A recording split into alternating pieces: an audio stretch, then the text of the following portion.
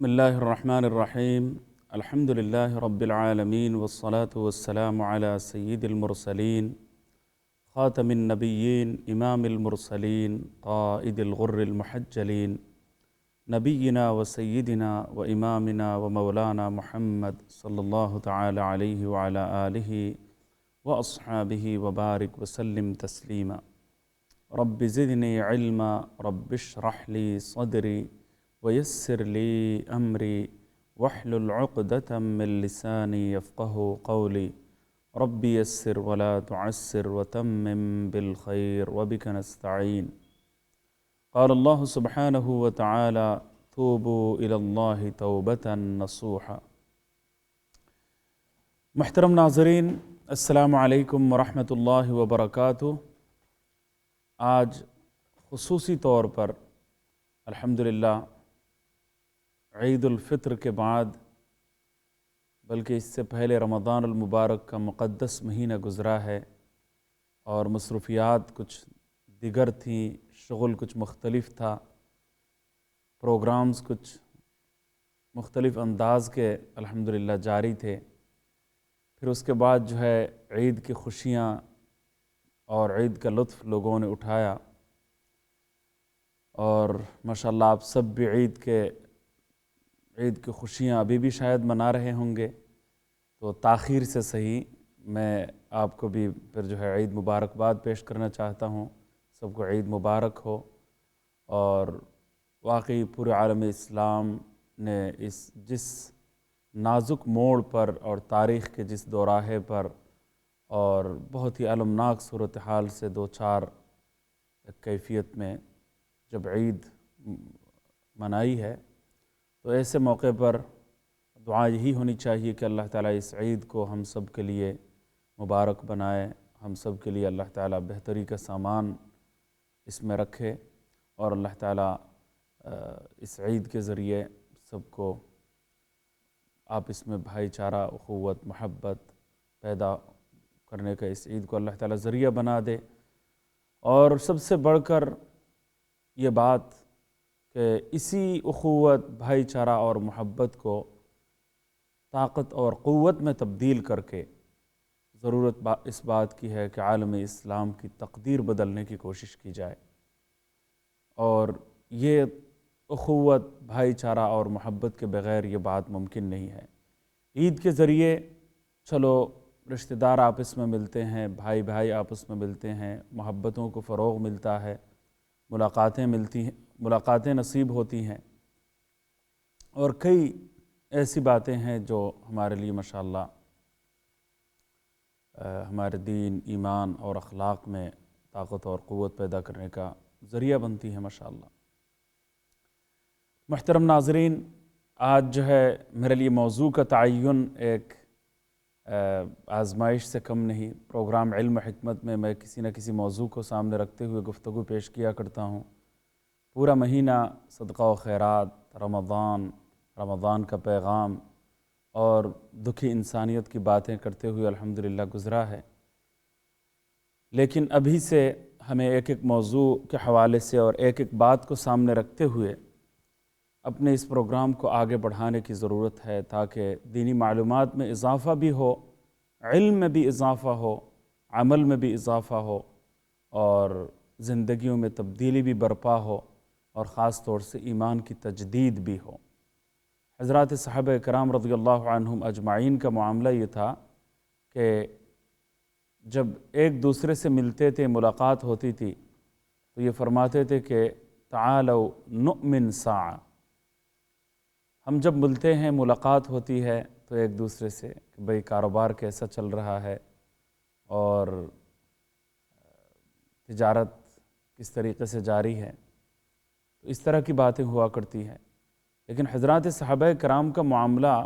کافی مختلف تھا۔ وہ آپس میں جب ملتے تھے، ملاقات ان کی آپس میں ہوتی تھی،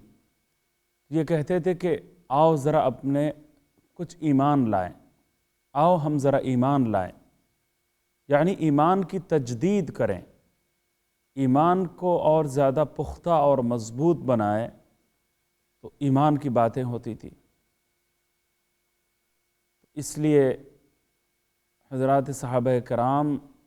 کا جو اسلوب اور ان کی زندگی کا جو طرز اور ان کا جو معمول رہا ہے،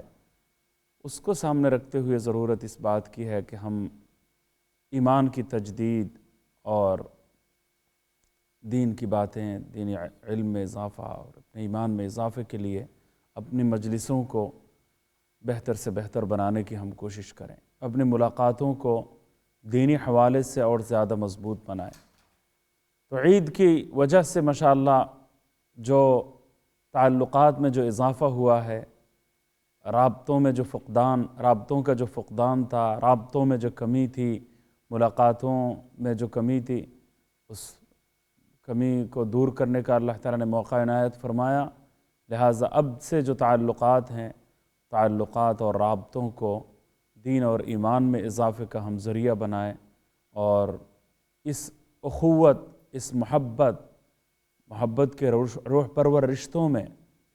آپس میں منسلک ہونے کا جو نادر موقع اللہ تعالیٰ نے عطا فرمایا، اس کا صحیح اور درست استعمال کرتے ہوئے ہمیں اس محبت اور ہمدردی کے جذبات کو طاقت اور قوت میں بدلنے کا عہد بھی کرنا چاہیے۔ اللہ تعالیٰ اس کی توفیق ہم سب کو عطا فرمائے۔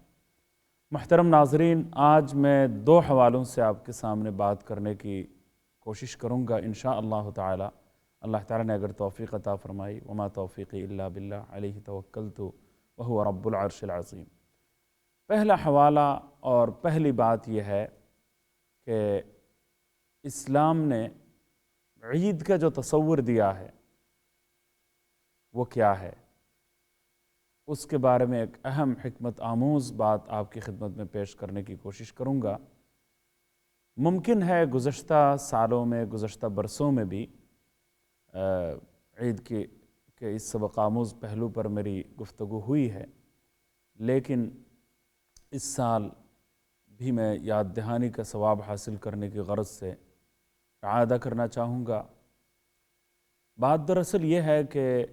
ہر قوم کے لیے کچھ فارغ وقت کا ہونا بہت لازمی ہوتا ہے۔ انسان جب مسلسل کام کرتا ہے، مسلسل جاب کرتا ہے، مسلسل حاضر باش رہتے ہوئے کوئی ڈیوٹی سر انجام دیتا ہے، تو اس کی طبیعت میں اکتاہٹ پیدا ہو جاتی ہے، بورنگ محسوس ہونا شروع ہو جاتی ہے، اور انسان کی فطرت یہ چاہتی ہے کہ کبھی کبھی مصروفیات سے، مشغولیات سے بالکل آزاد ہو کر کچھ تھوڑا سا وقت انسان جو ہے بڑے ہی آرام اور راحت کے ساتھ اور فارغ، انتہائی خوش خرم گزارے، اور مصروفیات کا بوجھ اور دباؤ کسی طور پر بھی اس کے اوپر نہ ہو۔ تو یہ انسان کی فطری خواہش ہوتی ہے۔ چنانچہ اسی فطری خواہش کہہ لیں یا فطری ضرورت کہہ لیں، اس کی بنا پر تمام اقوام عالم میں چھٹیوں کا ایک تصور پایا جاتا ہے۔ سیلیبریشن ڈے یا جن دنوں کو منایا جاتا ہے، ایسے دنوں کا تصور بھی پایا جاتا ہے۔ اسلام نے ایسے 2 دن ہمیں عطا فرمائے ہیں، ایک عید الفطر کا دن ہے اور ایک عید الاضحیٰ کا دن ہے۔ تو عام طور سے دوسری اقوام میں ان مختلف ایام کے تعین میں،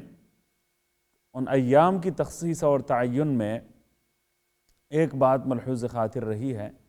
اور وہ یہ ہے کہ کسی تاریخی دن کو انہوں نے اس کے لیے بنیاد بنایا۔ اپنا کوئی تاریخی دن ہے، جیسا کہ حضرت سیدنا عیسیٰ علیہ السلام کی طرف منسوب، ان کی ولادت کی طرف منسوب تاریخ 25 دسمبر کو سیلیبریشن کے طور پر وہ مناتے ہیں۔ تو وہ کوئی تاریخی واقعہ اس میں پیش آیا ہوتا ہے، اور اس کے جو سبق آموز پہلو ہیں، ان کے ساتھ جو ہے اس دن کی ایک وابستگی ہوتی ہے، ایک تعلق ہوتا ہے، ایک رشتہ ہوتا ہے۔ تو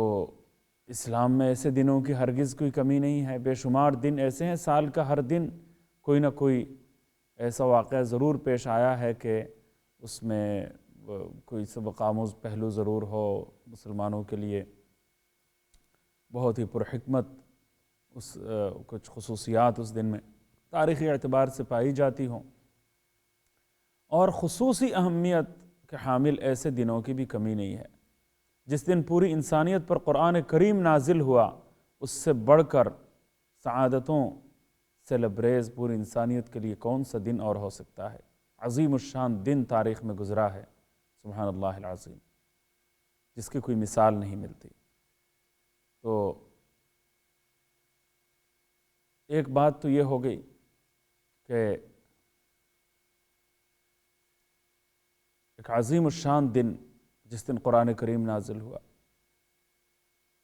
قرآن کریم کے نزول کے ذریعے پوری انسانیت کو ابدی سعادتیں حاصل ہوئیں اور تقدیریں بدل گئی۔ پورے معاشرے اور سوسائٹی کو بدلنے میں کسی ایک کتاب نے سب سے زیادہ تاریخ میں اگر کردار ادا کیا ہے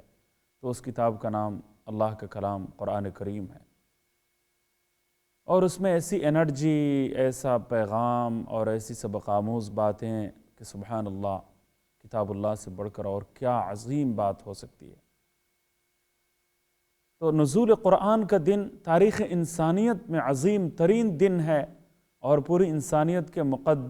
مقدر بدل جانے کے لیے یہ سمجھیے گا کہ یہ ایک بنیادی دن ہے۔ پوری انسانیت کا مقدر بدلنے کے لیے یہ دن تاریخ میں سب سے بڑا مقدمہ ثابت ہوا ہے۔ تو اس لحاظ سے اگر دیکھا جائے تو نزول قرآن کے دن کو بھی عید کے دن کے طور پر مقرر کیا جا سکتا تھا۔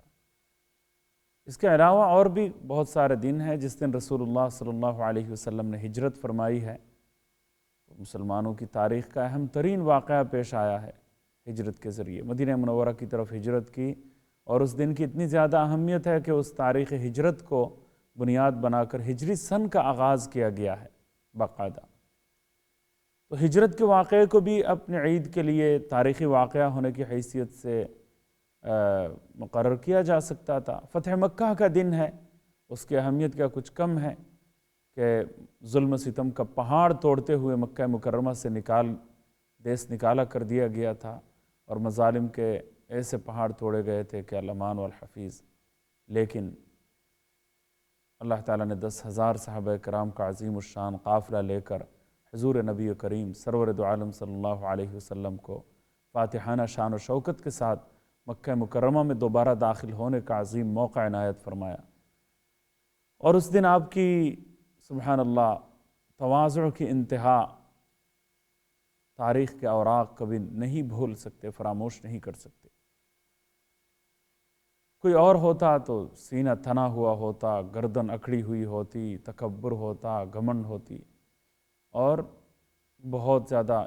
جو شمشیر انتقام اس دن بے نیام ہو جاتی، اور سارے لوگوں سے بدلہ لیا جاتا کہ تم نے ہمارے اتنے صحابیوں کو موت کے گھاٹ سلایا، شہید کیا، اور آج اللہ تعالیٰ نے پہلی دفعہ موقع دیا ہے تو ان ابدی ازلی دشمنوں کا صفایا کر دیا جائے اور تاریخ میں ان کو عبرت کا نشان بنا دیا جائے۔ تو تاریخ میں ایسا ہوا ہے، اور کبھی کبھی سرکشوں کی سرکوبی کے لیے ایسا کرنا بھی پڑ جاتا ہے، لیکن رسول اللہ صلی اللہ علیہ وسلم کی تواضع اور آپ کی معافی اور آپ کا اسوہ حسنہ اور آپ کے حسین ترین تعلیمات اور آپ کے سبحان اللہ تاریخ میں سب سے زیادہ عظیم برتاؤ کے آگے اللہ اکبر ساری دنیا کے اخلاق ہیچ معلوم ہوتے ہیں۔ وہ کیا ہے کہ اس دن بجائے اس کے کہ آپ کا سینہ تنا ہوا ہو، بجائے اس کے کہ آپ کی گردن اکڑی ہوئی ہو، بجائے اس کے کہ آپ کی شمشیر انتقام بے نیام ہو، بجائے اس کے کہ آپ کسی کے ساتھ کوئی برا سلوک کر رہے ہو، غصے کا اظہار فرما رہے ہو، اس فاتحانہ شان و شوکت پر سبحان اللہ تواضع سے آپ کی گردن جھکی ہوئی تھی، اور اللہ کے سامنے اللہ اکبر جذبہ تشکر کا اظہار کرتے ہوئے آپ کی گردن جھکی ہوئی تھی۔ تاریخ میں یہ بات لکھی ہوئی ہے کہ آپ کی ٹھوڑی مبارک سینے سے لگی ہوئی تھی، اور اونٹ کے کجاوے سے مس کر رہی تھی سبحان اللہ، اور آپ کا سر یا چہرہ اونٹ کے کجاوے سے مس کر رہی تھی۔ یہ کیفیت تھی رسول اللہ صلی اللہ علیہ وسلم کی۔ تو وہ فتح مکہ کا تاریخی دن بھی عید کے دن کے طور پر مقرر ہونے کا پوری خوبی اس میں موجود ہے۔ تو تاریخ انسانیت میں بے شمار ایسے واقعات ہیں، چند ایک کی مثال میں نے آپ کے سامنے پیش کی ہے، لیکن اس قسم کی کسی تاریخ میں، جس میں تاریخ اسلام میں کوئی اسلامی واقعہ پیش آیا ہو، یادگار کوئی واقعہ پیش آیا ہو، ایسے کسی دن میں عید کا دن مقرر کرنے کے بجائے بظاہر ایسے 2 دنوں میں عید کے دن کا تعین کیا گیا ہے، ایک عید الفطر کا دن اور ایک عید الاضحیٰ کا دن، کہ جن دنوں میں کوئی بہت قابل ذکر خاص واقعہ نظر نہیں آتا، ہمیں نظر نہیں آتا۔ اس کے بجائے ماضی کے کسی واقعے کو خوشیاں منانے کے لیے، سیلیبریشن کے لیے بنیاد بنانے کے بجائے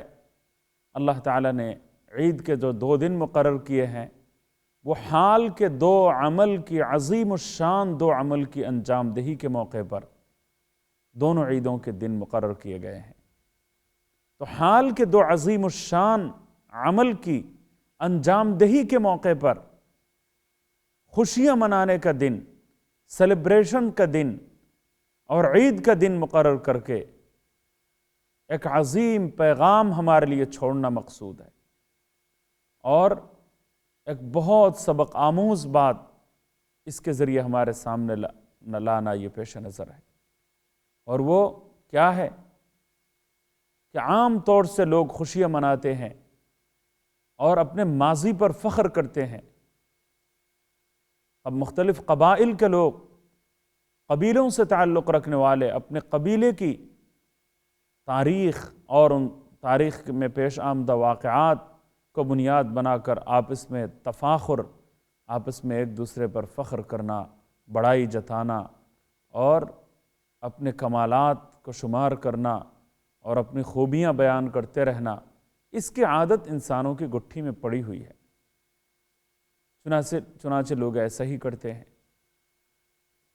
جبکہ یہ حقیقی خوشی کے لیے یہ کوئی وجہ جواز نہیں ہے کہ ہماری تاریخ کے دامن بہت سارے حسین واقعات سے لبریز ہیں۔ تاریخ میں ہماری بڑی قربانیاں رہی ہیں، ہمارے کارنامے موجود ہیں، ہم نے بڑے کارنامے تاریخ میں سر انجام دیے ہیں، ہمارے آباء و اجداد نے ایسے روشن کارنامے سر انجام دیے ہیں کہ ان پر بجا طور پر ہمیں فخر کرنے کا حق حاصل ہے۔ لیکن آج صورتحال اگر یہ ہو کہ انسان ہاتھ پر ہاتھ دھرے منتظر فردا بیٹھا ہوا ہو، کسی کرامت کے انتظار میں زندگی کے لمحات وہ گزارے اور پھر ماضی پر صرف فخر کرتا پھرے اور اپنا حال درست نہ کرے، اور آج کے دور میں اپنی حیات میں، اپنی زندگی میں اس وقت اس پر جو ذمہ داریاں عائد ہوتی ہیں، اس وقت جو فرائض اس پر عائد ہوتے ہیں، ان فرائض کی انجام دہی، ان ذمہ داریوں کی ادائیگی کے سلسلے میں اگر انسان غفلت کا مرتکب ہو، انسان مجرمانہ غفلت کا ارتکاب کرے اور اپنے آپ کو اقوام عالم کے سامنے مسلمان ہونے کے ناطے اپنا سر بلند ہو کر اپنے آپ کو پیش کرنے اور دوسروں سے فائق ہو کر اپنے آپ کو پیش کرنے کی پوزیشن میں اگر نہیں ہے، اور صرف ماضی کے بعض واقعات پر ہی وہ نازاں اور فخر کناں ہے، تو یقین مانیے کہ ایسے انسان کو ماضی پر خوشی منانے کا حق نہیں ہے۔ خوشی منانے کا حقیقی معنوں میں حق اس وقت انسان کو بنتا ہے کہ جب وہ آج کے حالات وہ درست کرے، اپنی ذات میں اصلاح کی شمع روشن کرے، اپنی زندگی میں انقلابی تبدیلی برپا کرے۔ یہ بات جب ہوتی ہے تب جا کے انسان کو خوشی کا واقعی حق پہنچتا ہے۔ تو جب عید الفطر، پہلی خوشی کا دن، پہلی عید کا دن پورے عالم اسلام کے لیے، پوری دنیا اسلام کے لیے، تمام دنیا کے مسلمانوں کے لیے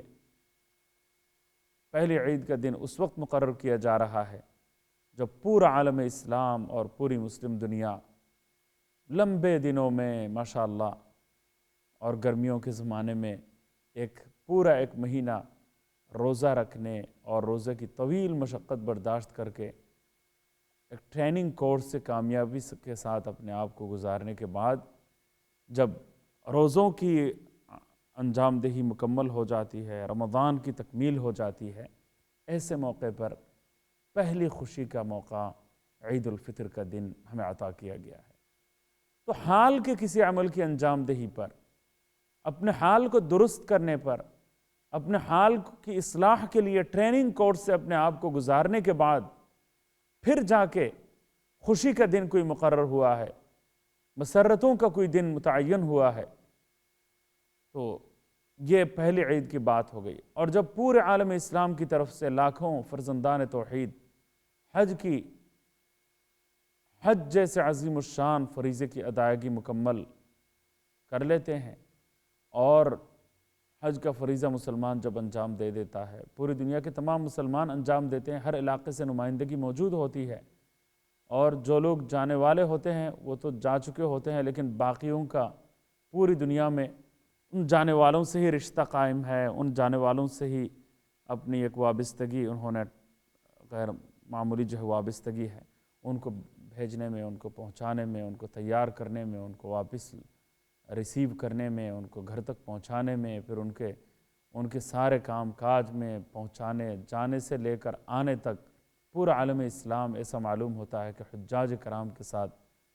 سراپا محو ہے اور گم ہے اور ملے ہوئے ہیں۔ تو جو ایک بات میں عرض کرنے والا ہوں کہ اس حج جیسے عظیم الشان عمل کی انجام دہی کے موقع پر، یا قربانی جیسے حالیہ عمل کی انجام دہی کے موقع پر، دوسرا عید کا دن ہمارے لیے مقرر کیا گیا ہے۔ تو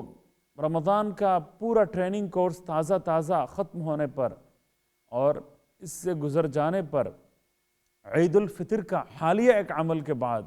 حالیہ ایک عمل کی عظیم عمل کی انجام دہی کے موقع پر عید الفطر کا دن مقرر ہوتا ہے، اور حالیہ ایک عمل کی انتہا پر عید الاضحیٰ کا دن، قربانی کی عید کا دن، عید قرباں کا دن مقرر ہوتا ہے۔ سبحان اللہ العظیم۔ تو اب خوشیاں منانے کے لیے ماضی کے بے شمار قابل فخر واقعات کو چھوڑ کر حال کے دو عظیم الشان عمل کی انجام دہی کو بنیاد بنانا، یہ سب سے بڑا اس میں سبق آموز پہلو یہ پوشیدہ ہے کہ انسان کو چاہیے کہ اب صرف اور صرف ماضی پر فخر کرنے کے بجائے اپنے حال کو درست کرنے کی کوشش کریں، اپنے حال کو سنوارنے کی کوشش کریں، اور سیدھے راستے پر وہ خود بھی آئندہ جو ہے چلنے کی کوشش کرے۔ تو ایسی خوشی کے موقع پر اور دو حالیہ عمل کی انجام دہی کے موقع پر عید کا دن ہمارے لیے مقرر ہوا ہے، یہ بہت بڑا سبق آموز پہلو ہے کہ تاریخی واقعہ یا کسی تاریخی واقعے کو ہمارے لیے خوشی کے دن کا یعنی کہ بنیاد نہیں بنایا گیا، تو اس کو ایسے کسی دن کو بنیاد بنانے کے بجائے حال کے دو عمل کی انجام دہی کے موقع کو بنیاد بنایا گیا۔ اس سے یہی پیغام ہمیں ملتا ہے، یہی سبق ہمیں ملتا ہے کہ ہم اپنے حال کی درستی پر، اپنے حال کو صحیح بنانے پر اور اپنے آپ کو صحیح راستے پر گامزن کرنے کے لیے ہم ابھی سے بہت زیادہ کوشش کریں۔ یہ کوشش اگر ہماری جاری رہے گی اور اس پیغام کو اگر ہم اپنے لیے قبول کرنے میں کامیاب ہو جاتے ہیں تو عید کی خوشی ہم سب کو واقعی مبارک ہو۔ تو ایسے انسان کو عید کی خوشی سجتی ہے، جچتی ہے، اور ایسے انسان کے لیے عید کی خوشی واقعی موضوع معلوم ہوتی ہے۔ اور اگر اپنے حال کو درست کرنے کی فکر اپنے دل میں پیدا نہ ہو تو پھر العیاذ باللہ العلی العظیم عید کی خوشیاں ایسے انسان کو پھر حاصل کرنے اور عید کی خوشیاں منانے کا حق نہیں پہنچتا۔ تو اس پیغام کو اللہ تعالی ہمیں قبول کرنے کی توفیق عطا فرمائے، بس یہ دعا ہے۔ اور ابھی ایک وقفے کے لیے چلتے ہیں، وقفے کے بعد میں یہ عرض کرنا چاہوں گا انشاءاللہ کہ عید کے بعد، رمضان کے گزر جانے کے بعد